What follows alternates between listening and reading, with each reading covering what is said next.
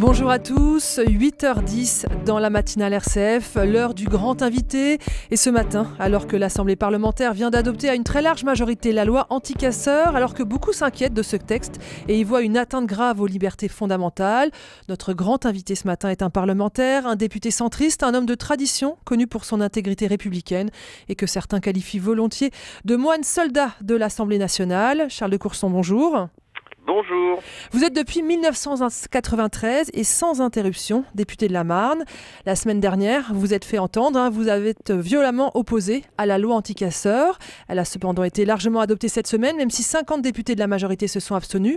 Alors je voudrais d'abord que nous commencions et que vous nous expliquiez en quoi notre pays a franchi un cap très grave avec cette loi. C'est très simple, c'est que le gouvernement, à travers ce texte, propose de transférer de l'autorité judiciaire à l'autorité administrative, c'est-à-dire aux préfets, qui sont, je le rappelle, sous l'autorité du ministre de l'Intérieur, un certain nombre de pouvoirs qui, jusqu'à présent, relevaient de la seule autorité judiciaire. Et ces pouvoirs, ce sont des pouvoirs qui sont liés aux libertés publiques. La première chose qu'on nous propose de transférer, c'est donner le pouvoir au préfet d'interdire à certains citoyens de manifester au motif qu'ils ont un comportement, sont susceptibles de créer des troubles. Mais ça veut dire que le préfet devient un juge, puisque actuellement, dans le Code de la sécurité intérieure, c'est une peine complémentaire, l'interdiction de manifester, mais qui est prononcée par un juge, qui est le gardien des libertés publiques. Vous voyez bien l'extrême danger de donner au préfet, c'est-à-dire au ministre de l'Intérieur, la possibilité d'interdire de manifester.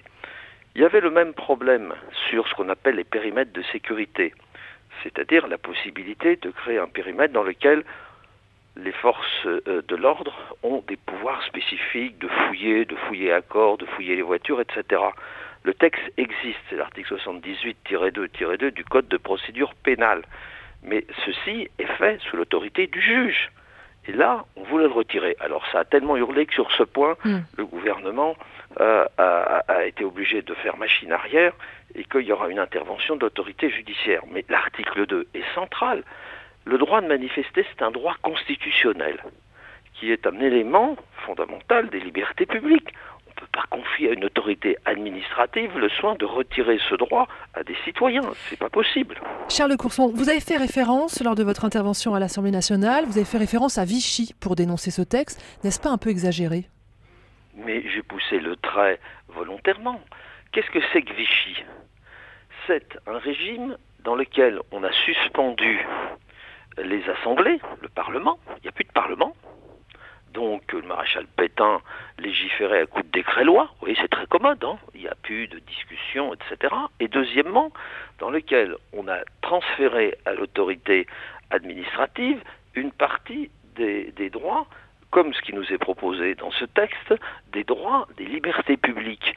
Résultat, vous étiez susceptible d'avoir un comportement contraire au maréchal Pétain parce que vous étiez supposé être résistant, eh bien on va vous interner parce que vous êtes dangereux. Vous voyez, c'est exactement la même dérive. Et d'ailleurs, cette dérive, elle est caractéristique des gouvernements en grande difficulté, vous voyez, qui explique que s'ils n'ont pas été capables de maîtriser les manifestations, c'est parce qu'ils n'avaient pas les outils juridiques, ce qui est absolument faux. Les outils juridiques, ils existent, ils sont sous l'autorité du juge. Et il faut s'interroger sur le fond. Si le mouvement des Gilets jaunes s'est développé, c'est peut-être qu'il y a des raisons. Charles de Courson, il y a des raisons profondes.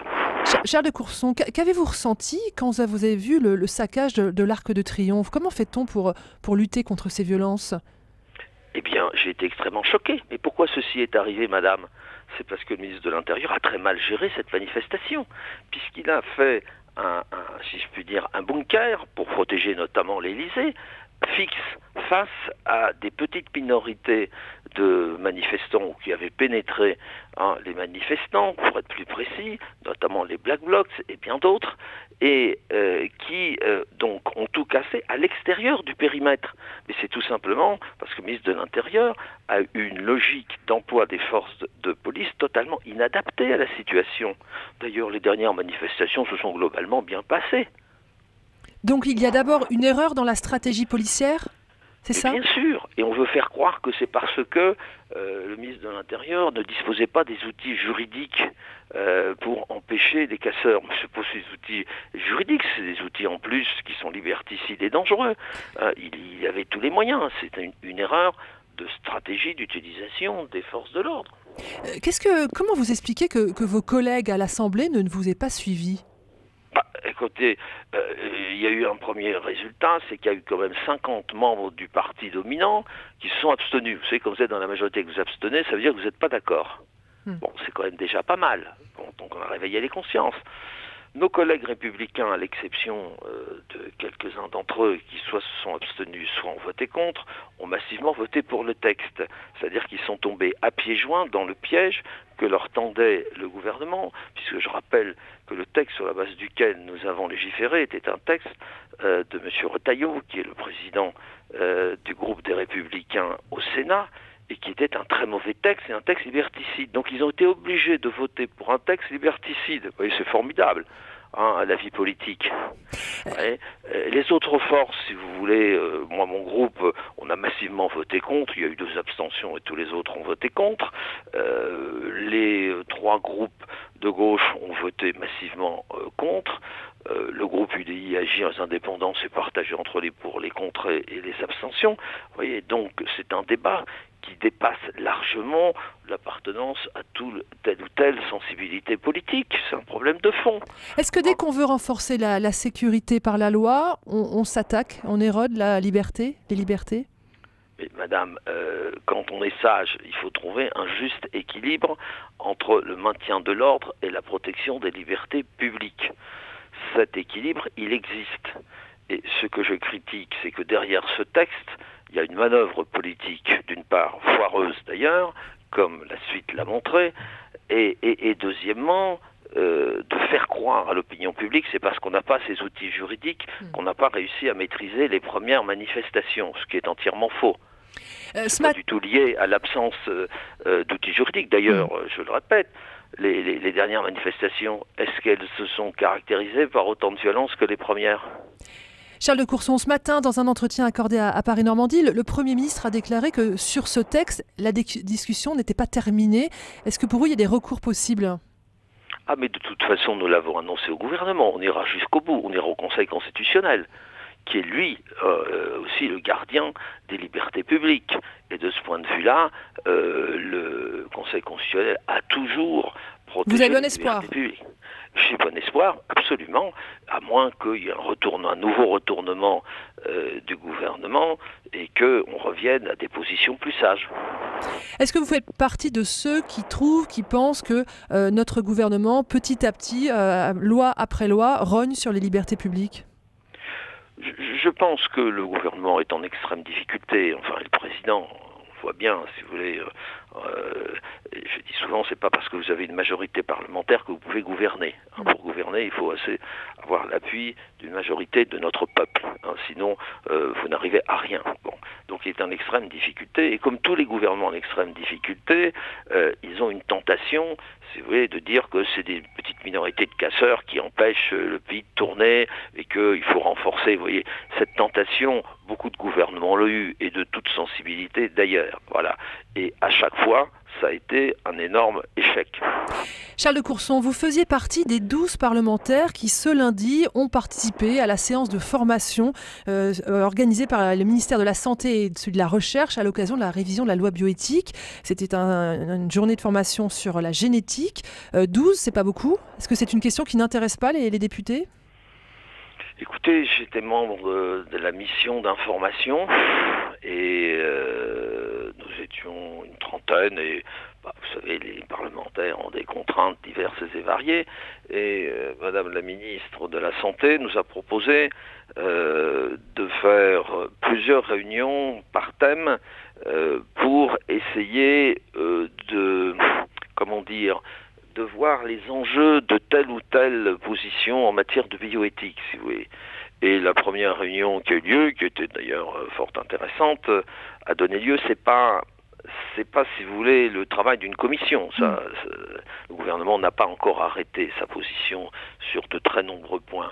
Mais c'était pour essayer d'éclaircir un peu les enjeux, si vous voulez, en disant, mais si on s'oriente dans cette direction, est-ce qu'il n'y a pas de graves inconvénients dans d'autres domaines, en fait, etc. Vous voyez. Donc c'était très intéressant, et j'essaierai de continuer à participer à ces affaires. Mais ce sont des affaires, vous savez, extrêmement délicates et complexes. J'ai discuté avec des gilets jaunes qui voulaient refaire des référendums d'initiative citoyenne. Je leur dis, voilà un domaine, le bioéthique, où on ne peut pas faire. Pourquoi ? Mais parce que les affaires sont extrêmement compliquées. Je leur prenais l'exemple de la GPA. Bon, la GPA, elle existe. La gestation pour autrui. Les couples hétérosexuels stables, voilà. Eh bien, la question c'est, est-ce qu'il faut l'étendre ? Et c'est pas par un référendum qu'on peut dire c'est extrêmement délicat, si vous voulez, dans quelles conditions, avec quelles garanties, etc. On peut prendre le cas de l'euthanasie. Quand je vois des gens qui disent je suis pour ou je suis contre, je dis mais attendez, c'est pas une position raisonnable. Alors, il y a l'euthanasie active, il y a l'euthanasie passive, c'est des affaires extrêmement compliquées. Ce sont des questions trop compliquées pour les laisser au référendum, c'est ça ? Mais oui, vous savez, depuis que le monde est monde, la seule démocratie qui fonctionne, c'est pas la démocratie participative comme certains veulent l'expliquer, c'est la démocratie représentative, c'est-à-dire qu'on se présente devant le peuple avec un programme, le peuple choisit, il y a une majorité qui se dégage et c'est eux qui gèrent les affaires pour la durée de leur mandat. Voilà, ça fonctionne. Ce qui ne veut pas dire qu'on ne peut pas prendre des avis, rencontrer ses citoyens. Mais je vous sens très sceptique par rapport à cette idée du référendum d'initiative citoyenne. Ah mais tout à fait. Je pense que le référendum d'initiative citoyenne, il existe dans un certain nombre de pays, dont l'Italie, et il n'a pratiquement jamais marché. Parce que dans tous les référendums d'initiative citoyenne italiens, il y a un critère de pourcentage de participation.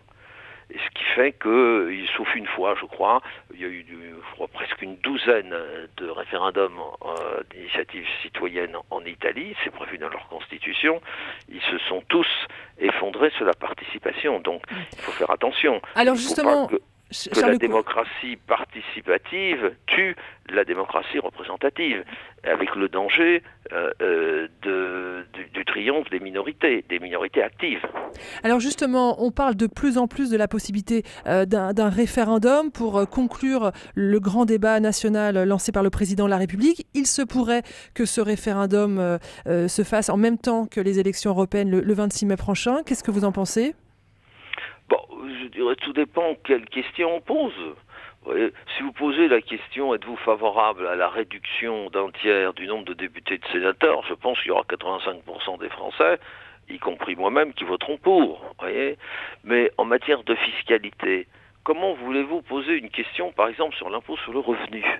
Oui, on voit bien que toute une série de questions ne peuvent pas relever d'un référendum. Il faut des questions où on puisse vraiment répondre par oui ou par non. Et concernant la date ?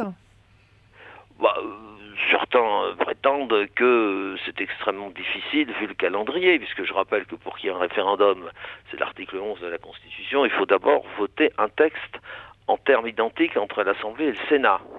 Et après, le président peut choisir d'aller au référendum.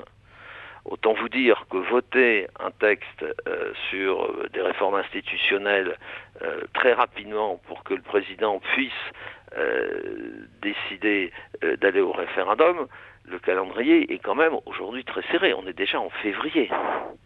Charles de Courson, Paris a rappelé hier son ambassadeur en Italie. Il y a une grave crise entre nos deux pays.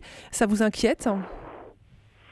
Ce qui m'inquiète, si vous voulez, c'est la dérive italienne. C'est que l'Italie va pas bien depuis des années. D'ailleurs, on voit les crises politiques, vous voyez, des choix du peuple italien en faveur de courants qui essaient, comme toujours, d'expliquer que les difficultés de l'Italie, c'est la faute des autres, vous voyez. Alors, ça dérive sur l'immigration, ça dérive sur les tensions entre le Nord et le Sud, vous voyez. Donc c'est un pays qui va pas bien. Et l'actuelle coalition gouvernementale, qui est complètement hétéroclite, est en train d'amener l'Italie dans le mur. Et je crois que certains éléments, au moins de ce gouvernement italien, croient, comme toujours, qu'ils vont se refaire une santé politique en expliquant que tout ça c'est la faute un jour des Français, le lendemain ça sera des immigrés, après ça sera de l'Italie du Sud, et j'en passe et des meilleurs. Vous voyez, et donc il y a une très grave crise de la démocratie italienne, très grave, mais qui remonte pas à un an, qui remonte à plusieurs dizaines d'années, à la corruption généralisée, à l'absence de sens de l'État et de l'intérêt général. Et donc pour l'Europe, la situation italienne est une catastrophe. Charles de Courson, je voudrais terminer cet entretien par une question plus personnelle. Vous êtes fils et petit-fils de résistants. Votre grand-père avait refusé de voter les pleins pouvoirs au maréchal Pétain. Il est mort à son retour de déportation. Un tel héritage, ça oblige ? Absolument. Et je pense souvent à lui. Et je pense que dans la vie politique, c'est souvent les minorités qui ont raison contre les majorités, surtout des majorités qui se laissent aller, voyez, et que après les champs se retournent, voyez. Eh bien c'est la même chose, oui. J'y pense souvent. Merci beaucoup Charles de Courson d'avoir été le grand invité de la matinale RCF ce matin. Je rappelle que vous êtes député de la Marne, député centriste. Merci beaucoup à vous et belle journée.